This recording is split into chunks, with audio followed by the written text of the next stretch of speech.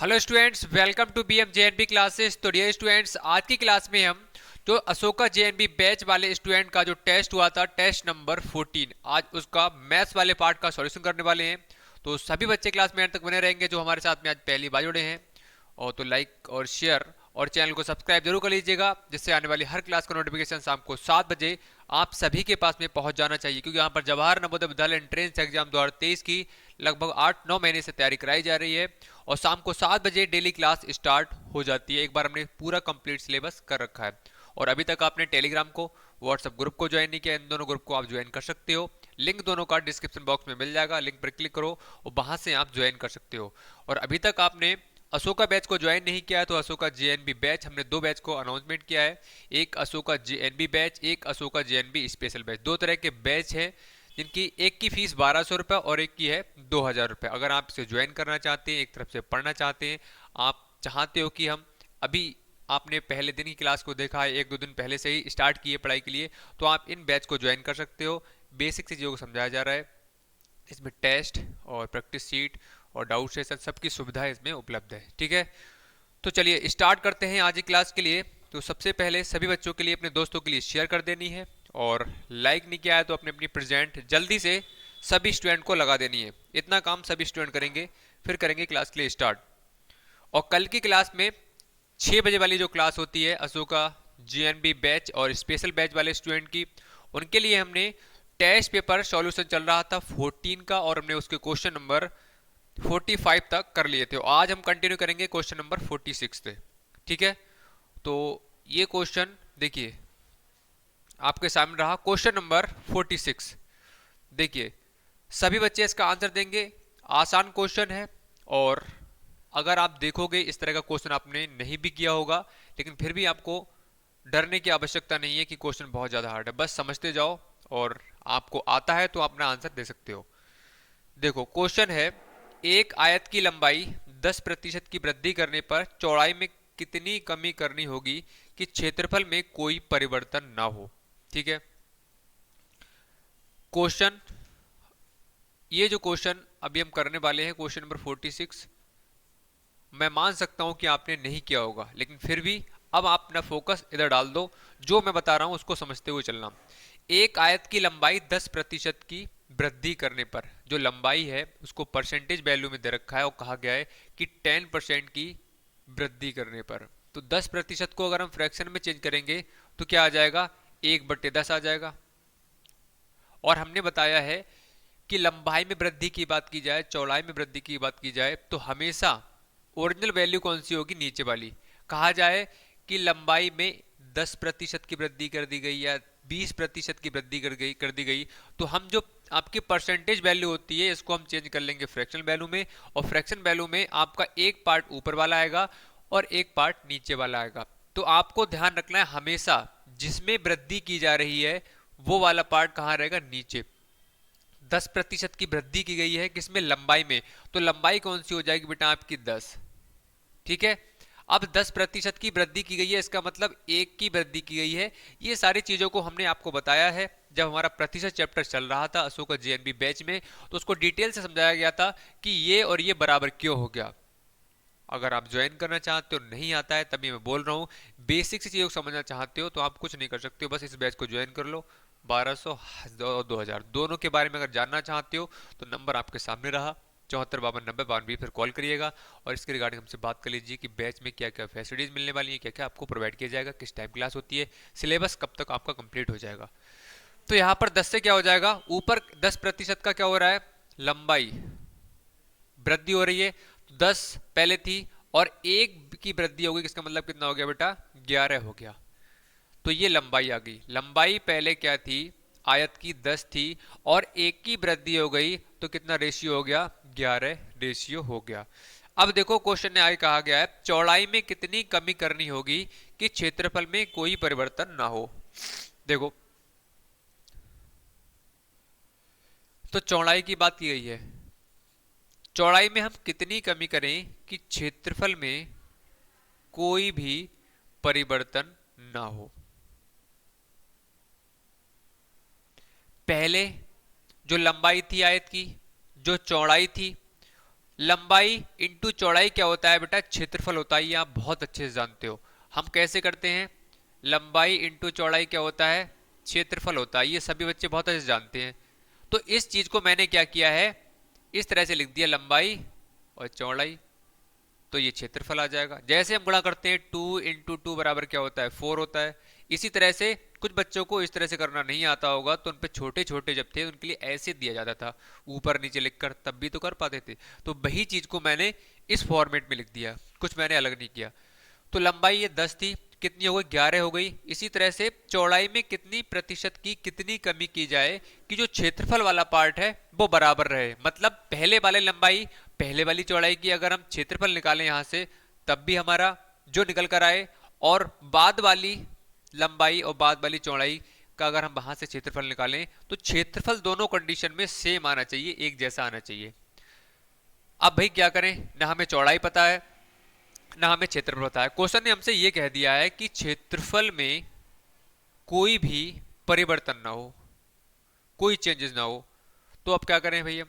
तो जब भी इस तरह की कंडीशन बन जाए, कहा जाए कि लंबाई में इतने प्रतिशत की वृद्धि की गई है, तो चौड़ाई में कितने की कमी की जाए या कितने की वृद्धि की जाए कि क्षेत्रफल में कोई भी परिवर्तन ना हो। कहने का मेरा मतलब यह है कि जो क्षेत्रफल वाला पार्ट है उसमें कोई भी परिवर्तन ना हो, जो पहले था वही दोबारा से भी होना चाहिए, बाद में भी होना चाहिए।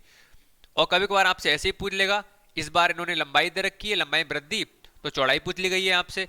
और कभी कभार क्या होगा, चौड़ाई दे देगा और लंबाई में पूछेगा। बस इतना सा क्वेश्चन आपसे पूछेगा, ये कंडीशन बनेगी, क्षेत्रफल एक जैसा आना चाहिए, लंबाई गायब कर देगा, कभी चौड़ाई गायब कर देगा, जैसे इस बार आपसे पूछा गया है चौड़ाई के बारे में। तो जब भी इस तरह की कंडीशन बनेगी, जैसा कि आप क्वेश्चन को पढ़ सकते हैं, तो आपको क्या करना है, कुछ खास नहीं करना है। ये वाली लंबाई दिख रही है, उसको पहले वाले में लिख देना है क्रॉस में, और इसको यहां पर लिख देना है, बस। ठीक है। अब यहां पर देखोगे लंबाई और चौड़ाई 10, पहले चौड़ाई कितनी थी? 11, 11 से कितनी हो गई? 10 हो गई। कितनी कमी की? एक की कमी की या नहीं की? लंबाई में एक की वृद्धि हो गई, 10 से क्या कर दिया? 11 कर दिया। चौड़ाई में क्या कर दिया? 11 से 10 कर दिया। तो यहां से 11 धाई कितना हो जाएगा? 110, और 11 धाई कितना हो जाएगा बेटा? 110 हो जाएगा। तो यहां से आप एक बहुत बहुत अच्छे समझ सकते हैं। देखा, क्षेत्रफल में कोई भी परिवर्तन नहीं हुआ। हमने पहली वाली कंडीशन उठाई तो वहां पर भी हमारा क्या हो रहा था? देखो 110, दोबारा में क्या हो रहा था? 110 हो रहा था। तो हमने यहां से देख लिया कि क्षेत्रफल में कोई भी परिवर्तन नहीं हो रहा है, इसका मतलब बिल्कुल सही है। और चौड़ाई में हमने कितने की कमी कर दी? 11 थी, और कितनी रह गई बेटा? आपकी एक रह गई, मतलब सॉरी 10 रह गई। तो कितनी कमी हो गई? कोई भी चीज 10, 11 थी और वो 10 रह गई, इसका मतलब एक का परिवर्तन हो गया। तो चौड़ाई में कमी की बात करें तो कमी बेटा कितनी आ गई? चौड़ाई में एक की कमी आ गई। तो क्वेश्चन ने आपसे कहा है कि एक की कमी तो आ गई, हमें ये बताओ कि प्रतिशत कमी बताओ कि कितनी परसेंटेज इसमें कमी आई है, कितना परसेंट डिक्रीज हुआ है ये विड्थ। तो यहां पर देख लो प्रतिशत कमी, तो कैसे निकालोगे? यहां पर देखो प्रतिशत कमी, तो मैंने बताया था अगर आपको प्रतिशत निकालना है तो क्या करना पड़ेगा? जिसका परसेंट निकालना पड़ता है वो ऊपर रहेगा। एक की कमी हुई है, टोटल कितना है? 11 है, और मल्टीप्लाई बाई का कर देंगे 100। तो यहां से आप देखोगे 100 बटे क्या आ जाएगा? 11, 11 ने 99, और एक यहां से इतना परसेंट, 9 होल 1/11% की क्या हुई? चौड़ाई में कमी हो गई। बताओ, सभी के लिए क्लियर है? जल्दी से सभी बच्चे कमेंट करेंगे और बता देंगे कि जी सर बिल्कुल क्लियर है, कोई डाउट, कोई समस्या, कोई प्रॉब्लम नहीं है तो कमेंट सेक्शन बनाया गया है, कमेंट कर दो। नेक्स्ट क्लास में उसका सॉल्यूशन आपके लिए दे दिया जाएगा। ठीक है। तो ये सारी चीज़ों को हमने बता रखा है, एक बार पढ़ा भी रखा है, सिलेबस हमारा कंप्लीट हो भी रखा है। और मैं एक बार फिर से कहना चाहूँगा, ये सारी चीज़ों को भाई अशोका बैच में प्रॉपर तरीके से चीज़ें चल रही हैं, कवर कराई जा रही है, बेसिक से बेसिक चीज़ को समझाया जा रहा है, हर चैप्टर का बेसिक आपको बताया जा रहा है, जिससे बड़े बड़े क्वेश्चन में आपको समस्या क्रिएट ना हो। तो वहाँ पर आप ज्वाइन कर सकते हैं। 3 महीने आपके पास में बचे हुए हैं, आपका लक्ष्य है, आपको जाना है नवोदय विद्यालय में, चाहते हो कि हमें जाना ही जाना है, तो इस बैच को ज्वाइन कर लिएगा। मिस इंपॉर्टेंट क्वेश्चन, टेस्ट, इसमें बेसिक सी चीज़ें एक तरफ चीज़ें समझाई जा रही हैं, सब कुछ में आपके लिए मिलेगी, डाउट सेशन सब कुछ मिलने वाला है। चलो अब नेक्स्ट क्वेश्चन पर आ जाओ। क्वेश्चन नंबर हमारा है 47। देखिए आपके सामने रहा क्वेश्चन नंबर 47। अब ये टेस्ट हुआ था कल बच्चों का, ये वही क्वेश्चन आप कर रहे हो आज लोग। आपके लिए ये चीज फ्री में एक टेस्ट दे दिया जा रहा है। यहाँ से आप देख सकते हो कि आपका जो क्वेश्चंस का लेवल है वो किस तरह का है, और इसी पैटर्न पर क्वेश्चन बनेंगे। अगर आपने ये क्वेश्चन कर लिए तो ये मानकर चलो 101% सिलेक्शन आपका रोक नहीं सकता है। अब आप देख सकते हो आप कितना तैयार हो, यहाँ से आपको चेक कर सकते हो कि आप इस तरह के क्वेश्चन कर पा रहे हो, नहीं कर पा रहे हो। नहीं कर पा रहे हो इसका मतलब ये है कि नवोदय विद्यालय के लिए भी आप तैयार नहीं हो पाए हो। आपको सिलेक्शन मेरा हो जाए, इनको करो, उसके बाद बताओ कि हाँ बिल्कुल सर हमारे क्वेश्चन 20 में से 20 सही जा रहे हैं, तब मैं कह सकता हूँ कि हाँ आपका सिलेक्शन बिल्कुल पक्का है। चलो, और इस बैच के नंबर आप देखेंगे तो नंबर 98 है, 97, 19 है, 96 नंबर बहुत अच्छे अच्छे नंबर होंगे। क्यों हैं भाई? पढ़ रहे हैं वो लोग, बैच को ज्वाइन किया है। देखो, यदि एक भिन्न के हर में 4 जोड़ने पर 1/2 हो जाती है, कोई एक फ्रैक्शन है, वो नहीं दी है, क्वेश्चन ने कहा है कोई एक फ्रैक्शन है, अगर हम उसके हर में 4 जोड़ें, हर का मतलब होगा डिनोमिनेटर वाले पार्ट में 4 ऐड करें, तो वो फ्रैक्शन क्या हो जाती है? 1/2 हो जाती है। तो सबसे पहली बात तो ये है कि हमें फ्रैक्शन दी नहीं है। अब आप जानते हो फ्रैक्शन का फॉर्मेट क्या होता है? फ्रैक्शन का फॉर्मेट आपका अंश बटे हर का होता है, न्यूमरेटर अपॉन डिनोमिनेटर का फॉर्मेट होता है। मतलब एक डंडे के ऊपर वाला पार्ट, एक डंडे वाला नीचे वाला पार्ट, तो ये क्या होता है? एक फ्रैक्शन का फॉर्मेट होता है, एक भिन्न का रूप होता है। अब बात ये आती है, जब फ्रैक्शन उसने नहीं दी है तो हम क्या माने? तो हम यहां से मान लेते हैं कि एक भिन्न क्या है? x बटे बाई है। हमने मान लिया भाई, जब नहीं देगा तो हमें कुछ ना कुछ तो करना पड़ेगा, वरना हम 4 को ऐड कहां पर करेंगे? क्वेश्चन ने कहा है कि हर में 4 जोड़ दिया जाए। जब हमें पता ही नहीं है फ्रैक्शन क्या है तो हम क्या करें भाई? अपनी तरफ से बनाना पड़ेगा हमारे लिए। तो हमने यहां पर क्या किया? x बटे बाई, हमने इसमें बाई में जोड़ दिया 4 के लिए। क्वेश्चन ने जो कहा भाई मैंने कर दिया, इसको मैंने फ्रैक्शन अपनी तरफ से बना ली। क्वेश्चन ने कहा कि एक फ्रैक्शन है, एक भिन्न है, जिसके हर में 4 जोड़ दिया जाए, 4 जोड़ने पर वो फ्रैक्शन क्या हो जाती है? 1/2 हो जाती है। अब एक बात मैं अगर आपको यहां पर समझ में नहीं आ रही है तो आपको बताना चाहूंगा, मैंने कहा एक, मैंने 2 लिख दिया, इसमें अगर मैं 4 को जोड़ दूं तो ये क्या हो जाएगा? इसका मतलब क्या हो रहा है? ये हम बराबर के दूसरी साइड लिख रहे हैं, कितना हो जाएगा? अच्छे हो जाएगा। जोड़ने के बाद जो आपका आंसर निकल कर आता है वो कहां लिखते हैं? बराबर के उस साइड निकलते हैं, लिखते हैं। हमने कहा 10 का नोट है आपकी जेब में, मैंने 5 का नोट और जोड़ दिया, 5 का नोट आपकी जेब में और डाल दिया, तो आपके पास में कितने रुपए हो जाएंगे? तो आप कहोगे 10 + 5 = 15 हो जाएंगे। तो वही चीज यहां पर है बेटा कि हमने एक फ्रैक्शन दे रखी थी और 4 को जोड़ दिया। क्वेश्चन ने कहा हर वाले पार्ट में जोड़ो, ऊपर वाले पार्ट में नहीं जोड़ना है, आपको ऊपर वाले पार्ट में जोड़ दो। तो हमने भाई उसकी बात मान ली, तो हमने हर वाले पार्ट में जोड़ा और इतना हो गया, हो गया। अब चाहे वो कैसे भी हुआ, क्वेश्चन ने हमसे जो कहा वो हमने कर दिया भाई। अब देखो, अब बात ये आती है हम इसको ऐड कैसे करें? तो यहां से x अपॉन बाई प्लस 4 हो गया बराबर 1/2। अब जब भी फ्रैक्शन का फॉर्मेट बन जाए और क्रॉस मल्टीप्लाई कर दो, तो x की मल्टीप्लाई करेंगे 2 से, तो 2x बराबर यहां से बाई प्लस 4 हो जाएगा। सही है। तो यहां से बेटा हमें एक फ्रैक्शन पता नहीं लगी, क्वेश्चन ने कहा था वो भिन्न बताओ, वो फ्रैक्शन बताओ कौन सी है जिसके हर में 4 जोड़ दिया जाए तो 1/2 हो जाती है, और उसी के अंश में 5 घटाने पर 1/8 हो जाती है। तो कहने का मतलब ये क्वेश्चन हमसे कह रहा है कि जो फ्रैक्शन आपने मानी है वो फ्रैक्शन आपको बतानी है। मतलब उसने हमें बताया तो है नहीं कि ये वाली फ्रैक्शन है, ये है या नहीं है, हमने मान लिया। तो कहने का मतलब ये है x बटे बाई अगर हमें मिल जाए तो हमारा काम हो जाएगा, हमें वो फ्रैक्शन मिल जाएगी। तो पहली कंडीशन तो ये हो गई, इतना हमने कर लिया। अब भाई यहाँ पर हम कुछ नहीं कर सकते हैं, हमारी बस में अभी नहीं है, यहाँ से आगे हम नहीं कर सकते कुछ भी। तो हम क्या करेंगे? हमें आगे जाना पड़ेगा, हो सकता है हमें आगे रास्ता और मिल जाए। हम आगे पहुंच गए कुछ जगह पर, वहां पर हमें भी रास्ता नहीं मिला तो हमें और आगे जाना पड़ेगा। उसी तरह से हम आधे क्वेश्चन में पढ़ लिया तो हमें और आगे पढ़ना पड़ेगा। तथा इसके अंश में 5 घटाने पर, अब देखो, तथा इसके अंश से x बटे बाई फ्रैक्शन थी, इसके अंश से अगर 5 घटा दिया जाए तो कितना हो जाता है? 1/8 हो जाता है। देखो फिर से क्रॉस मल्टीप्लाई कर दो, तो यहां से हो जाएगा आपका 8x माइनस 8 5 जब 40 इज इक्वल y। तो हम इसको ऐसे भी लिख सकते हैं, y बराबर 8x माइनस 40। ठीक है। अब हमारी इक्वेशन नंबर मान लो 2 दे दो, इसका नाम, इसका नंबर दे दो 1। हमने नाम दे दिया, एक हमारी एक ये बन गई और एक ये बन गई। तो हम इसको ऐसे भी लिख लें, देखो पहले हम इसको लेते हैं बाई की वैल्यू, जैसे हमने यहाँ बाई की वैल्यू निकाली है, यहाँ पर भी निकाल लेते हैं। बाई बराबर क्या हो जाएगा 2x माइनस 4 हो गया। तो ये इक्वेशन नंबर 1 बन गई हमारी। सुनते रहना, कुछ नहीं है खास, कुछ ज्यादा इसमें डरने वाली बात नहीं है बिल्कुल भी। जो कहा जा रहा है वो करते रहो, बाकी चीजें क्या है आपके लिए आसान नजर आएंगी। बताओ, तो हमने कर लिया इक्वेशन 1 ये हो गई, इक्वेशन नंबर 2 ये हो गई। अब यहां से अगर हमें x बाई, देखो हमारे लिए x पॉइंट बाई निकालना है, x बटे बाई निकालना है, तो हम कैसे निकालेंगे? क्योंकि हमें ये फ्रैक्शन बतानी है कि वो भिन्न कौन सी है।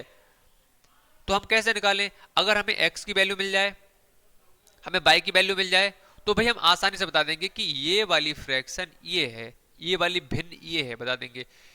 लेकिन अब हमारा काम ये है कि x और y की वैल्यू निकालें। हमने इतना तो कर लिया, x और y की वैल्यू निकालें, तो निकालें कैसे? तो आपको इन्हीं इक्वेशन का सहारा लेना पड़ेगा, इन्हीं से निकालनी पड़ेगी। तो देखो हम एक काम करते हैं, जैसे हमने बाई इधर लिख लिया, बस हमने जैसे हमने कहा 4 बराबर 2 है, तो हम 2 बराबर 4 भी लिख सकते हैं, कोई फर्क थोड़ी है, बराबर तो बराबर है। सही है। देखो तो आगे, अब देखो यहां पर हम इसको ऐसे लिख लें, बाई बराबर 2x माइनस 4। सही है। तो यहां पर देख लो, अब एक काम करते हैं, इसके नीचे बाई लिख देते हैं, बराबर 2x माइनस 4। अब इसको घटाएंगे तो ये प्लस का है, ये माइनस का है, कट जाएगा। ठीक है।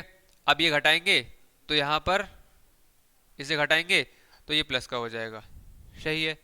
तो यहां पर आपका आ जाएगा 0 बराबर 6x माइनस 36। अब 36 को उधर ले जाओ, तो यहां से बेटा आपका आ जाएगा 6x और 36, 6 से काटोगे 6 6 जा हो जाएगा, तो x बराबर बेटा क्या आ जाएगा 6 आ जाएगा। अब आपने एक चीज बहुत ध्यान से देखी कि हमने x बराबर 6 निकाल लिया, मतलब x की वैल्यू निकाल ली, और आपकी फ्रैक्शन क्या है x अपॉन बाई के फॉर्मेट में दे रखी है, मतलब हमने ऊपर वाला पार्ट निकाल लिया। ऊपर वाला कैसे निकाला? ये कितना आ गया 6 आ गया। ठीक है, ये आपको नहीं दिख रहा है, एक मिनट रुको, एक मिनट, थोड़ा सा यहाँ कर देता हूँ मैं, थोड़ा पास में देखो, 6 आ गया। सही है, दिख रहा है। अब देखो अगर हमें बाई मिल जाए तो हमारा वो फ्रैक्शन बन जाएगी। अब हम क्या करेंगे, x की अगर वैल्यू हम यहाँ पर पुट कर दें, इस जगह पर, चाहे यहाँ पर कर दो चाहे यहाँ पर कहीं पर कर दो, कोई दिक्कत नहीं है।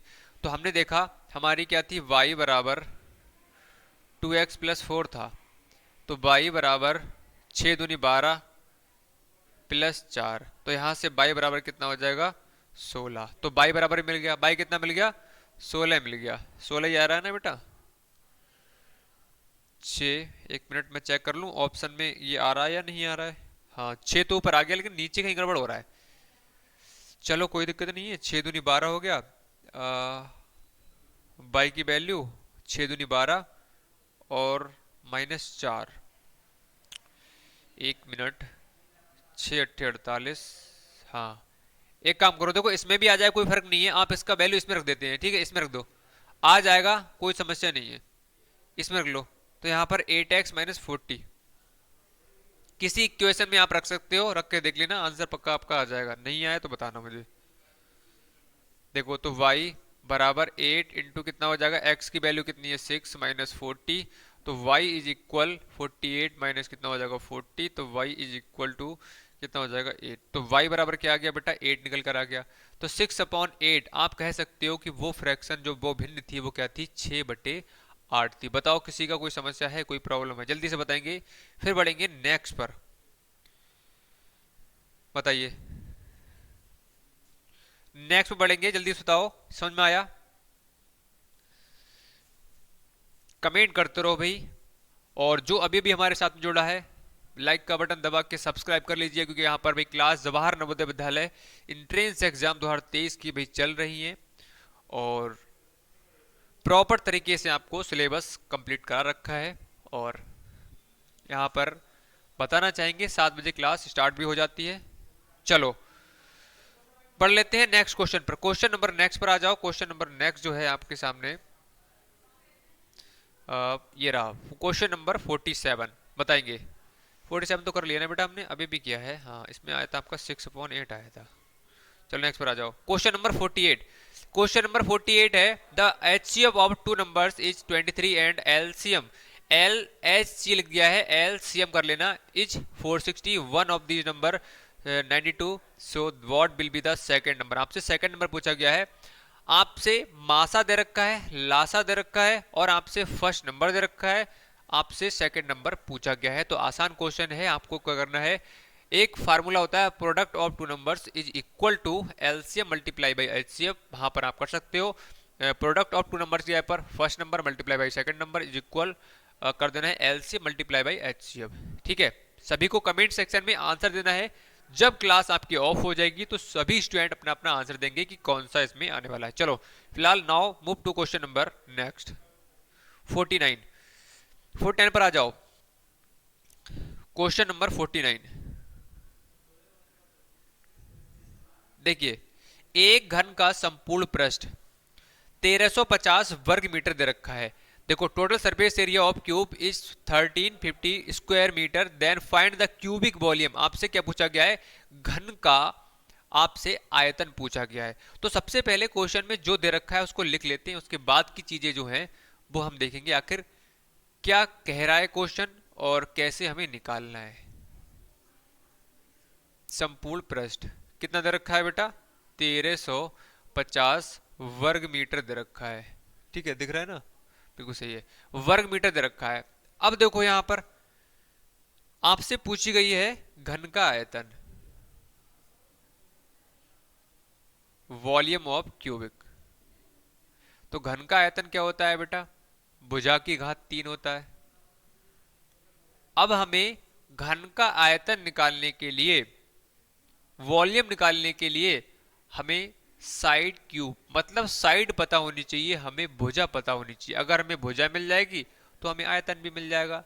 अब बात ये आती है, सवाल ये उठता है कि जो भुजा है वो निकालें तो निकाले कैसे। तो हमने आपको एक बार नहीं 1000 बार ये चीज बताई है कि यही क्वेश्चन के पास में छुपा होगा, कैसे करके निकालना है वो जिम्मेदारी आपकी है। क्वेश्चन आप पर छोड़ देता है, ये आपको जरूर बता देगा कि जो भी दे रखा है क्वेश्चन में, ये बाकी आपकी रिस्पॉन्सिबिलिटी है कि आप कैसे निकालोगे, क्या करोगे, क्या नहीं करोगे, वो आपकी जिम्मेदारी, आप जानो। हमें तो आंसर चाहिए। अब देखो यहां पर ने दे रखा है कितना, तो घन का संपूर्ण पृष्ठ से क्या हम भुजा निकाल सकते हैं। तो आप थोड़ा सा दिमाग लगाओ कि घन का संपूर्ण पृष्ठ क्या होता है, 6a स्क्वायर होता है। ठीक है, घन का संपूर्ण पृष्ठ होता है 6a स्क्वायर, 6 भुजा स्क्वायर। तो संपूर्ण पृष्ठ देखो क्वेश्चन में कितना दे रखा है, 1350 दे रखा है। अब यहां से एक चीज आपको साफ साफ नजर आ रही होगी कि सर ए का मतलब यहां पर भुजा की बात की गई है बेटा, भुजा की बात की गई है, भुजा की बात की गई है। तो यहां पर 6 और यहां से 1350। अगर यहां से हम भुजा निकालने, कैसे निकालेंगे, देखो 1350 बटे 6, 6 से काटेंगे 6 दूनी 12 और 6 पंजे 30, 6 दूनी 12, एक बचा, 6 दूनी 12 और 6 पंजे 30। तो यहां से कितना आ जाएगा बेटा, ए स्क्वायर इज इक्वल आपका 225। और हमें ए स्क्वायर नहीं चाहिए, हमें अगर भुजा मिल जाए, अगर हमें ए मिल जाए तो हम वहां से आपका आयतन भी निकाल सकते हैं। तो यहां से हमें ए निकालने के लिए हमें स्क्वायर को भगाना पड़ेगा इधर, तो स्क्वायर यहां से बेटा हटेगा, तो आपका क्या हो जाएगा, इधर इसके ऊपर लग जाएगा वर्गमूल का साइन। तो यहां से ए की वैल्यू निकालोगे तो कितना होता है बेटा 15। तो यहां से भुजा जो हमारी निकल कर आ गई, क्या आ गई, 15 निकल कर आ गई। अब बताओ 15 निकल कर आ गई। अब हमें बताना है आयतन। तो भुजा कितनी है, 1 15 की घात 3 का मतलब 15 15 225, 225 मल्टीप्लाई बाई 15। तो 15 15 75, 15 30 और 37, 15 30 और 3 33। ठीक है, घन मीटर, ये आंसर आपका आ जाएगा 1375 33 75 घन मीटर। ऑप्शन नंबर आपका क्या है, डी वाला बिल्कुल सही हो रहा है। अब बताएंगे किसी का है समस्या, कोई आसान से क्वेश्चन है, क्वेश्चन अच्छे हैं और इसी पैटर्न पर क्वेश्चन नवोदय एंट्रेंस एग्जाम में मिलेंगे ही मिलेंगे। ये समझ सकते हो कि अगर यहाँ पर आप पास होते हो, अगर यहाँ पर 95 प्लस लाते हो, तो ये आप मान सकते हो कि आपका सिलेक्शन कोई रोक नहीं सकता है। शर्त ये है कि वहां पर अपने जो गोले हैं, सर्किल है, वो ठीक से भरकर आएंगे। तो यही इसी पैटर्न पर क्वेश्चन आएंगे आपके नवोदय में। अशोका बैच वाले बच्चों को प्रॉपर तरीके तैयार किया जा रहा है। जो ज्वाइन कर रहे हैं क्लास के लिए, क्लास 6 बजे शाम को डेली लाइव रहती है और इसी तरह के क्वेश्चन वो कर देते हैं जो बच्चे ने आप टेस्ट को चेक करिएगा, उनके जो लिस्ट है उसको चेक करिएगा, उनके मैथमेटिक्स में नंबर देखिएगा, बाकी नंबर देखिएगा कितने बेहतर नंबर हैं। तो यही चीज़ है कि यहाँ पर यही चीज़ें जो प्रोवाइड की जा रही हैं बेटर हैं, अच्छी हैं। आप बुक्स में उठाकर देखोगे उससे कहीं ना कहीं वो बेटर आपको नजर आएंगी। ठीक है, चलो आगे बढ़ लिया जाए नेक्स्ट क्वेश्चन पर। क्वेश्चन नंबर नेक्स्ट पर आ जाएंगे अब हम। हमारा जो क्वेश्चन नंबर है 50 वाले को करेंगे अब हम। और ये जो क्वेश्चन आपको देखोगे तो ये जो क्वेश्चन आपका बहुत आसान है, बी बोर्ड मास मतलब सिंप्लीफिकेशन चैप्टर है, उससे होने वाला है। चलो नेक्स्ट पर आ जाओ, क्वेश्चन नंबर 50। क्वेश्चन नंबर 50 पर आ जाओ सभी स्टूडेंट। देखिए 9 माइनस 11/2 का 36/11 भाग 5 सही 1/7 का 7/9। ठीक है, 7/9। अब कैसे करोगे इसके लिए? तो सबसे पहले का वाला पार्ट सॉल्व होगा, तो कर लेते हैं बेटा। 11 से 11 कैंसिल, 2 से काटोगे तो 18 आ जाएगा। ठीक है, तो यहाँ से 11 नहीं सॉरी 18 आ जाएगा, भाग 7 पंजे 35 और 1 36/7 आ जाएगा। और इसको सॉल्व करेंगे हम। ठीक है, भाग मत कर देना कहीं, यहाँ पहले डिवीजन वाला पार्ट। अब देखो 7 से 7 कैंसिल, 9 से काटोगे 9 चौक 36, तो 9 माइनस 18 भाग क्या आ जाएगा 4। तो 9 माइनस 18 क्या आ जाएगा 4। 9 चौक 36 माइनस क्या आ जाएगा 18/4 आ जाएगा। यहाँ से 18/4, 4 चौक 16 और यहाँ से 2/4, 2 एकम 2, 2 दूनी 4, तो 4 सही 1/2। आई होप इसमें किसी को समस्या नहीं होगी। तो ऑप्शन को चेक करेंगे तो ऑप्शन नंबर क्या है, ए वाला बिल्कुल आपके सही हो रहा है। ठीक है, बताइए आया समझ में? चलो नाउ क्वेश्चन नंबर जो नेक्स्ट है हमारा, वो अगर आप देखोगे तो वो हमारा प्रॉफिट एंड लॉस चैप्टर से है। अच्छा क्वेश्चन है, उसको कर लेते हैं। क्वेश्चन नंबर नेक्स्ट पर आ जाओ। क्वेश्चन नंबर नेक्स्ट आपके सामने रहा, question number 51। By selling articles for 48 there is a loss of 20%, what should be its selling price make a profit of 20%। Question ने कहा है कि 48 रुपए में बेचने पर 20% की हानि होती है, 20% लाभ कमाने के लिए उसका सेलिंग प्राइस मतलब विक्रय मूल्य क्या होगा, वो हमें बताना है। देखिए तो सबसे पहले क्वेश्चन में लिखा हुआ है एसपी। एसपी मतलब आपका विक्रय मूल्य कितना है 48। अगर हम 48 रुपीज में बेचते हैं तो 20% का हमें लॉस हो रहा है किसी वस्तु को बेचने पर। तो यहाँ पर ये हमारे सामने क्वेश्चन ने दे दिया विक्रय मूल्य और 20% का लॉस हो रहा है, इसका मतलब मैंने बताया इसको आप फ्रैक्शन में चेंज कर लो तो 1/5 आ जाएगा। 20/100 करोगे, प्रतिशत का साइन हटेगा तो 1/5 आ जाएगा। 20 से कम 20, 20 पंजे 100। तो ये वाला पार्ट कौन सा होता है बेटा आपका, ये हमेशा आपका सीपी होगा। नीचे वाला हमेशा सीपी होता है, ओरिजिनल वैल्यू आपकी होती है। और 20% की हानि मतलब एक की हानि हो रही है। कोई भी चीज अगर आपने 5 में खरीदी है और 1 रुपए का हानि आपका हो गई तो वह कितने की होगी, ये सीपी है।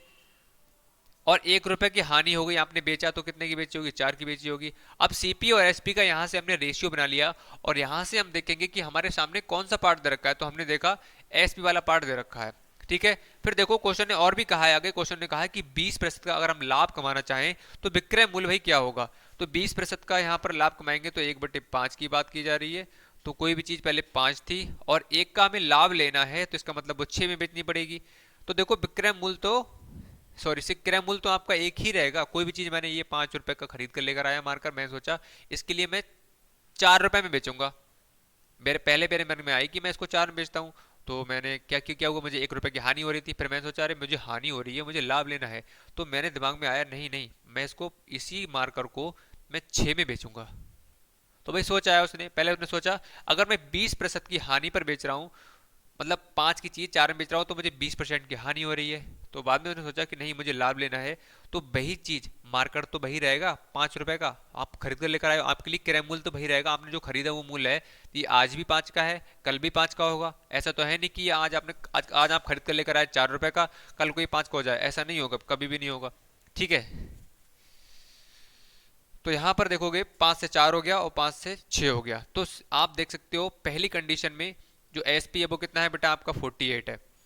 ठीक है, तो यहाँ पर 4 बराबर कर देंगे इसके। ये सब चीज मैंने बता रखी है, आपको बताने की ज्यादा आवश्यकता नहीं है। तो ये 72 है। ठीक है, 72 आपको ऑप्शन नंबर चेक करेंगे तो डी वाला बिल्कुल आपका सही हो जाएगा। बताओ जल्दी से, आया समझ में सभी के? कोई समस्या है जल्दी से बता दो कमेंट करके। ठीक है, तो क्लास आपकी क्या है 30 मिनट से क्या है आप हो चुकी है। तो आई होप आज के क्वेश्चन जितने भी हमने किए हैं अशोका जेएनबी स्पेशल बैच के, ये क्वेश्चन टेस्ट नंबर 14 था, इससे पहले 13 को जो क्वेश्चन सेट है सॉरी टेस्ट हैं वो आपके कंप्लीट हो चुके हैं। प्रॉपर तैयारी चल रही है, शाम को 6 बजे के टाइम पर सॉल्यूशन भी दिया जाता है। और आपके लिए आज की क्लास क्या है फ्री कर दी गई थी। और ये टेस्ट पेपर आप सभी के लिए फ्री रहने वाला है। आप देख सकते हैं इसमें किस तरह के क्वेश्चन है, आप लगाकर देखो आपके 20 में से कितने नंबर आ रहे हैं। वहां से आप फिर देखना कि आप कितने तैयार हो चुके हो। अगर आपने 18 क्वेश्चन 19 क्वेश्चन कर लिए तो ये मानकर चलो कि हाँ आप बिल्कुल तैयार हो। आपको कोर्स को परचेज करने की या अदर किताब को लगाने की कोई आवश्यकता नहीं है, इन्हीं से आपका हो जाएगा। मतलब आपकी तैयारी अच्छी है ये मैं कह सकता हूँ। नहीं है तो ज्वाइन कर सकते हो अशोका जेएनबी बैच। ये दिख रहा है 1200 2000 रुपये का, ये 2 बैच हैं। इसके बारे में बात करना चाहते हो, टेस्ट देना चाहते हो, प्रैक्टिस लेना चाहते हो, इंपॉर्टेंट क्वेश्चन करना चाहते हो और प्रॉपर तरीके से एक तरफ से पढ़ना चाहते हो तो ये नंबर आपके सामने रहा 74 52 90 52 20। इस पर हमें कॉल या मैसेज के माध्यम से बात कर सकते हैं। अगर आज की क्लास पसंद आई हो तो लाइक करो, शेयर करो और अभी तक चैनल को सब्सक्राइब नहीं किया है तो सब्सक्राइब करके साथ में आए बेल आइकन को प्रेस करके ऑल पर सेलेक्ट कर लीजिएगा, जिससे आने वाली हर क्लास का नोटिफिकेशन शाम को 7 बजे आपके पास में पहुंच जाना चाहिए। ठीक है, मिलते हैं इसी तरह से शाम को 7 बजे नेक्स्ट डे इसी पेपर सेट के साथ में जो क्वेश्चन बचे हुए उनके लिए करने वाले हैं। तब तक के लिए bye bye, take care and good night.